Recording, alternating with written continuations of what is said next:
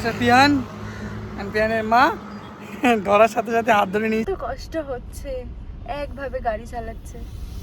I am enjoying. এটাই আমি feedback দিতে চাইবো, নিজেকে ব্যালেন্স করে চালাতে হবে। Good morning everyone. আমরা সকাল সকাল বেরিয়ে পড়েছি। সকাল 6:30টার সময়। ভোরবেলায় বের হওয়ার কথা ছিল, কিন্তু বেবি নিয়ে বলে একটু বেলা করে বের হলাম। গাড়ি পুরো একদম টুকু ভরে গেছে পিছনে সংসারের জিনিসপত্র।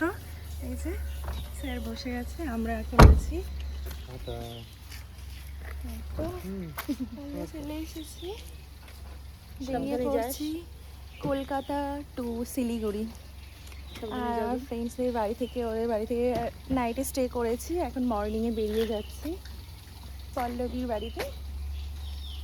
এই যে পুচকুকে কোলে নিয়ে আছে। পুচকু, তুমি থাকবে মিমির কাছে? টিয়ান তুমি থাকবে? তুমি থাকবে মামামকে চলে যেতে বলো। সবাইকে টাটা করে দাও। চলো আমরা বেরিয়ে যাই, চলো বেরিয়ে পড়ি। তুমি থাকো, চলে যাচ্ছি আমরা। তোমরা পুরো ব্লগটা দেখো, কলকাতা থেকে শিলিগুড়ি কীভাবে আমরা গাড়ি নিয়ে, মানে একটা ইভেন গাড়ির সাথে বেবিও আছে। আমাদের এত জিনিসপত্র আছে বলেই গাড়ি নিয়ে যেতে হচ্ছে, নাহলে ফ্লাইটেই যাওয়া যেত। পুরো ডিটেলস আর কি দেখো, কোথায় আমরা ওয়েট করব, কোথায় খাওয়া দাওয়া করবো, সব কিছু তোমাদের এই ভিডিওতে শেয়ার করব। চলো।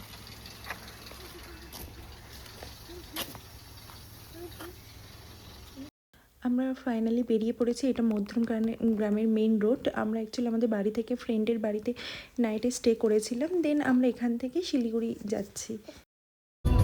পিয়ানের ফেভারিট খেলনা ছোটবেলা থেকেই। মিকিকে যেখানে যেতে হয় মিকিকে নিয়ে যেতে হয়।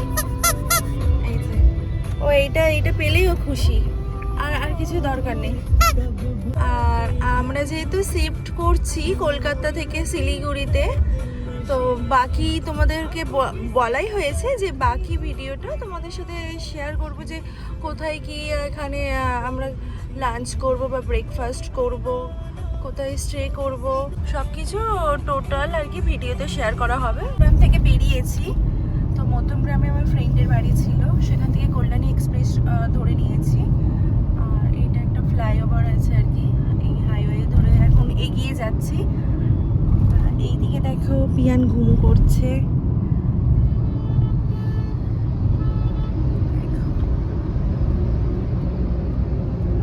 আমাদের ম্যাপ এখানে চালিয়ে রেখেছে, এই যে কল্যাণী এক্সপ্রেস। তো আমরা বেরিয়েছি, কিন্তু বাড়ি থেকে তোমাদের টোটাল এক্স্যাক্ট টাইমটা বলে দিই কাউন্ট করে। আমরা বেরিয়েছি 6:30টার সময় বেরিয়েছি, মানে মধ্যমগ্রাম থেকে। আর মধ্যমগ্রাম থেকে আমরা যাচ্ছি শিলিগুড়ি। সেটাই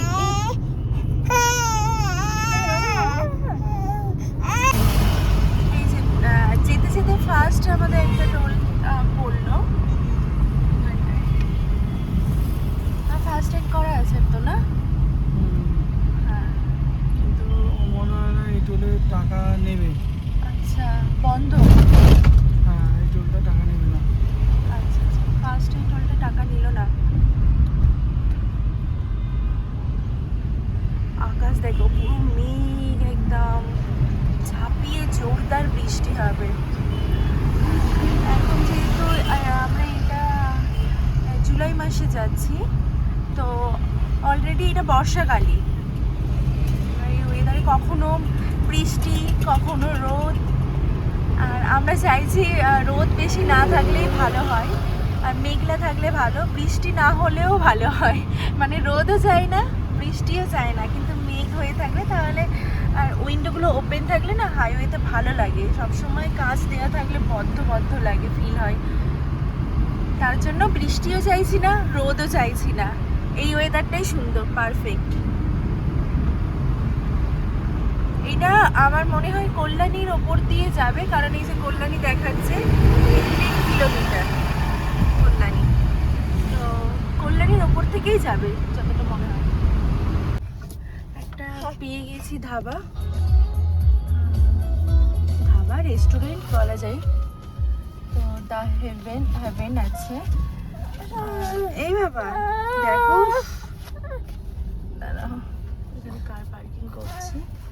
নেমে গেছে ছেলেটা, নিচে নেমে গেছে। ওঠো ওঠো, থামো, ওকে তুলে নি। এখন 10:45 বাজছে আর ওভারঅল আমরা 200 কিলোমিটারের কাছাকাছি ট্রাভেল করেছি।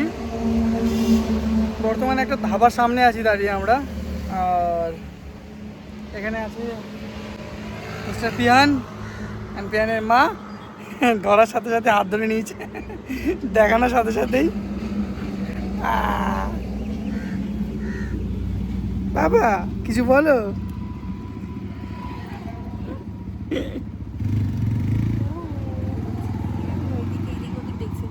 ধাবাতে এখনো মানে কোনো খাবারের কোনো আইটেম নেই, সবে ওপেন করেছে আর এখনো আধা ঘন্টা লাগবে। তার জন্য এখানে একটু ফ্রেশ হয়ে নিই, ফ্রেশ হয়ে আবার বেরিয়ে পড়ি, তারপরে কোনো রেস্টুরেন্ট বা ধাবা পেলে সেখানে ব্রেকফাস্ট করে নেব। যেহেতু আধা ঘন্টা লাগবে তাই এখানে আর ওয়েট করে লাভ নেই, শুধু একটু ফ্রেশ হই, হাত মুখে জল দিই আর পাপানকে একটু জল খাইয়ে দিই। টাটা করে দাও, টাটা টাটা টাটা।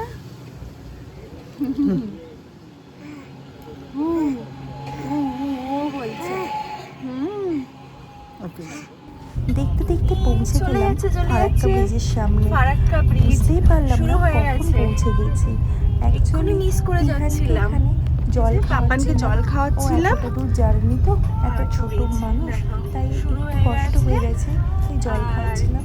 বুঝতেই পারিনি রোদ আসছিল, তার জন্য গাড়ির উইন্ডোটা এইভাবে দিয়ে দিয়েছে। আমার একটা ওড়না ছিল, সেটা দিয়ে দিয়েছি। পিয়ান এখানে শুয়ে আছে, ওর একটু অস্বস্তি ফিল করছে আর কি, ওকে তার জন্য জল খাওয়াচ্ছি। আমি না ফার্স্ট টাইম ফারাক্কা ব্রিজ দেখলাম, এতটাই বড় যে মনে হচ্ছে যেন কখন শেষ হবে, এখনো শেষ হচ্ছে না। যতই হোক ভালো লেগেছে, ফার্স্ট টাইম এখান থেকেই জলবিদ্যুৎ উৎপন্ন হয়, সেই জায়গাটা ফার্স্ট টাইম দেখলাম। আর আমরা ব্রেকফাস্টের জন্য এখানে ওখানে অনেক জায়গায় খোঁজ করার পর অবশেষে একটা ধাবা পেয়েছিলাম, সেখান থেকে ব্রেকফাস্ট করে নিয়েছিলাম, সেটার আর ভিডিও করা হয়নি। আর ব্রেকফাস্টটা করেছিলাম বহরমপুর থেকে, ডিম টোস্ট ছিল ব্রেকফাস্টে। ফারাক্কা ব্রিজ শেষ হওয়ার মাত্রই শুরু হয়ে গেছে মালদা। এই যে এখান থেকে শুরু হয়েছে মালদা। আমরা না কনফিউজড হয়ে পড়ি যে ফারাক্কা ব্রিজটা অ্যাকচুয়ালি মালদায় পড়ে না মুর্শিদাবাদে পড়ে। মুর্শিদাবাদের শেষের পজিশানে ফারাক্কা ব্রিজ পড়ে আর মালদার শুরুতে ফারাক্কা ব্রিজে। তার জন্য অনেকেই বুঝতে পারে না যে মুর্শিদাবাদে পড়ে না মালদায় পড়ে। পাপা আরেকবার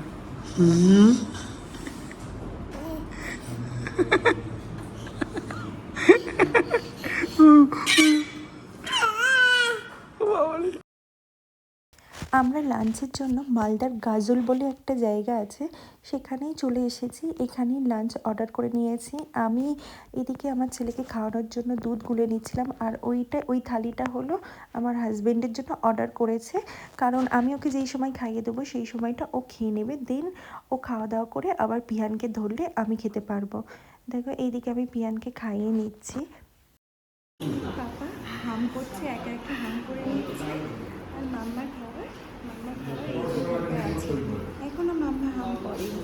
না না, পাপা একা একা হাম করে নিচ্ছে। তুমি হাম করেছো, তুমি। পাপা হাম করছে, মাম্মার হাম করা হয়নি। এটা বাইরে গিয়ে মানে আমরা তাড়াহুড়ো করে রেস্টুরেন্টে ঢুকে গেছি। এতগুলো আইটেম দিয়ে যে সাধারণ ধাবাতে খেতে দেয় সেটা কখনোই ধারণা ছিল না। আমাদের ভাতের সাথে 15টা আইটেম ছিল, শুনে অবাক লাগছে না? হ্যাঁ 15টা আইটেম ছিল, 15টা আইটেম দিয়ে সামান্য কিছু ভাত খেয়েছিলাম লাঞ্চে। বৃষ্টি শুরু হয়ে গেছে গুড়ি গুড়ি, আর এটা 7 নম্বর টোল প্লাজায় চলে এসেছি। মালদার দ্বিতীয় টোল। হ্যাঁ মালদার দ্বিতীয়।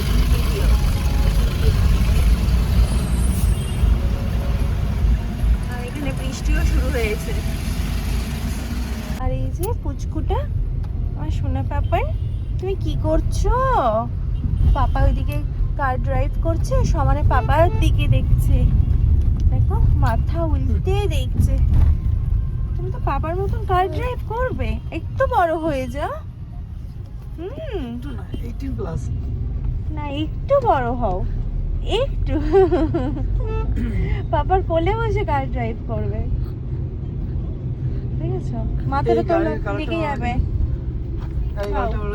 হ্যাঁ দারুণ, কি সুন্দর। গাড়িটা সবে শোরুম থেকে বের হয়েছে, দেখো তোমরা, তাই না? নাম্বার প্লেটটা তো এখন চকচক করছে। দাঁড়াও জুম করে দেখাই, দেখো দারুণ। এখন আমরা পৌঁছে গেছি রায়গঞ্জ। এইটা রায়গঞ্জে আছি, রায়গঞ্জেরই এই ব্রিজটা পার করছি। আর এই রায়গঞ্জ থেকে আমাদের গাড়ির ম্যাপে দেখাচ্ছে শিলিগুড়ি পৌঁছাতে আর টাইম লাগবে 177 কিলোমিটার। দেখো ম্যাপটা তোমাদের সাথে শেয়ার করছি, 177 কিলোমিটার টাইম লাগবে শিলিগুড়ি পৌঁছাতে রায়গঞ্জ থেকে। আমরা এই জাস্ট কিষানগঞ্জ ছাড়িয়ে পাঞ্জিপাড়াতে ঢুকেছি। আর দেন কিছুটা গেলেই, কিছুটা বলতে বেশ আর কিছুটা গেলেই শিলিগুড়িতে আমরা ঢুকে যাব। তো এইটা যতটা মনে হচ্ছে পাঞ্জিপাড়া, এইটা মোড় আছে, এই মোড়টার নাম পাঞ্জিপাড়াই হবে। আর কিছুটা গেলে ইসলামাপুর পড়বে, তারপরেই বেশ কিছুটা গেলেই শিলিগুড়িতে আমরা ঢুকে যাব।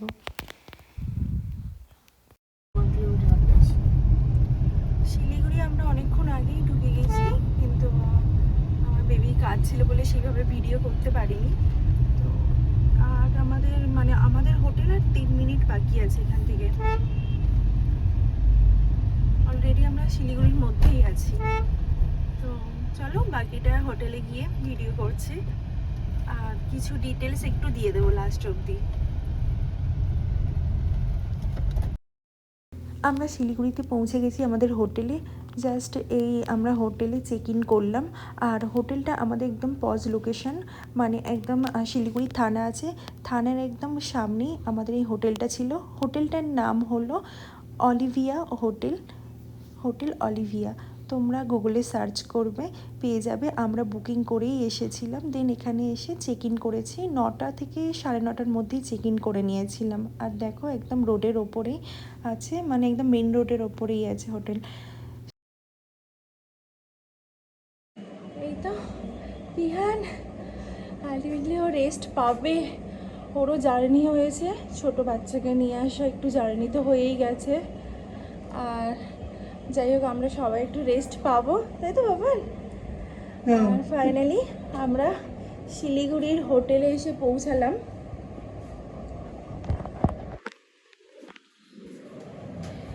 দেখো ওভারঅল জার্নি বললে সব কিছু পারফেক্ট, কিন্তু এটাই আমি ফিডব্যাক দিতে চাইবো। আমরা রাতেই আসার প্ল্যান করেছিলাম। অ্যাকচুয়ালি আমাদের বের হওয়ার টাইম হয়েছিল 1টা কি 1:30টার সময় বাড়ি থেকে, মানে কলকাতা থেকে আমরা বের হতে চেয়েছিলাম 1টা বা 1:30টার সময়। কিন্তু আমরা যেহেতু বেবিকে নিয়ে আসছি, তার জন্য আমরা আমাদের প্ল্যানটা চেঞ্জ করে 6:30টায় বেরিয়েছি ভোরবেলায়।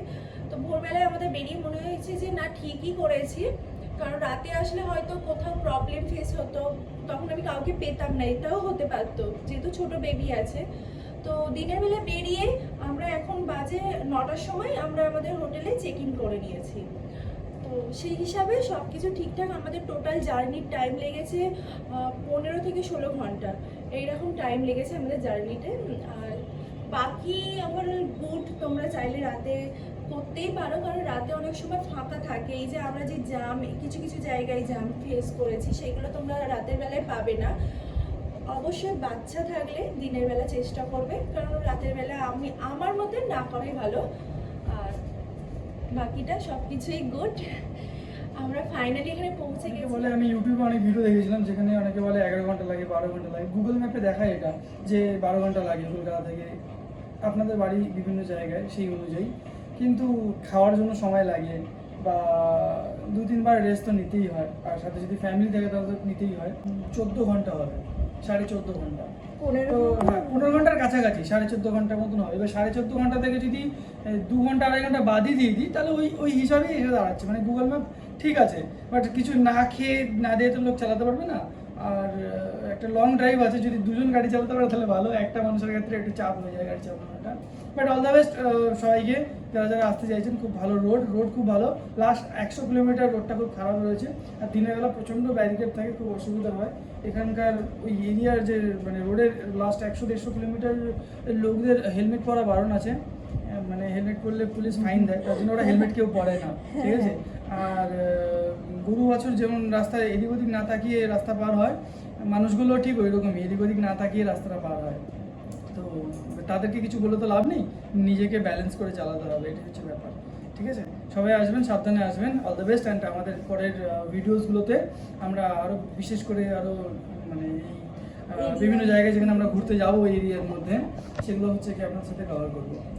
তোমরা আমার পরের ব্লগগুলো দেখবে, পার্ট 2। এবার আমরা যেহেতু এখানে শিফট হয়েছি কলকাতা থেকে, কলকাতায় আমাদের নিজস্ব বাড়ি, সেখান থেকে আমরা এখানে শিফট হয়েছি কিছু মাসের জন্য, 1 বছর বা 1.5 বছরও হতে পারে।